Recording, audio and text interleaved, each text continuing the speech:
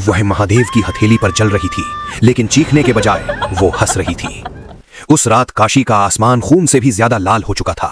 धरती थर थर कांप रही थी और सूर्य चंद्र डर के मारे छिप चुके थे, क्योंकि प्रलय का नाच कर रही थी देवी भूतेश्वरी।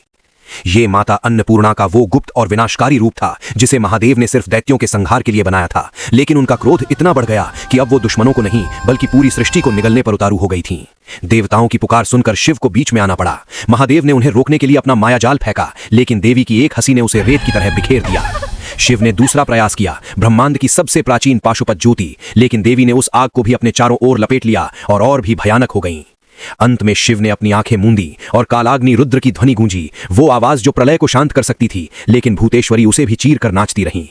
तब शिव शांत हुए, उनकी तीसरी आंख हल्की सी खुली और उन्होंने वो गुप्त अद्वैत मंत्र बोला जिसे ब्रह्मा और विष्णु तक को बोलने की अनुमति नहीं है। मंत्र का पहला शब्द गूंजा, देवी का विराट शरीर कांप उठा। दूसरा शब्द उनकी हंसी दर्दनाक चीख में बदल गई। तीसरा शब्द वो रोने लगी और चौथा शब्द आते आते वो ज्वाला बनकर सिमट गईं। वो उड़कर सीधे शिव की दाहिनी हथेली पर आ गिरीं। शिव का हाथ जल रहा था, लेकिन वो आग अब भी हंस रही थी और पूछ रही थी, मैं तो आपका ही हिस्सा हूं, फिर मुझे मिटा क्यों रहे हो?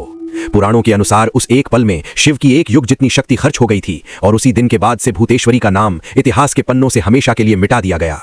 क्या आपने कभी इस गुप्त अवतार के बारे में सुना था? कमेंट्स में हर हर महादेव लिखें और सब्सक्राइब करें।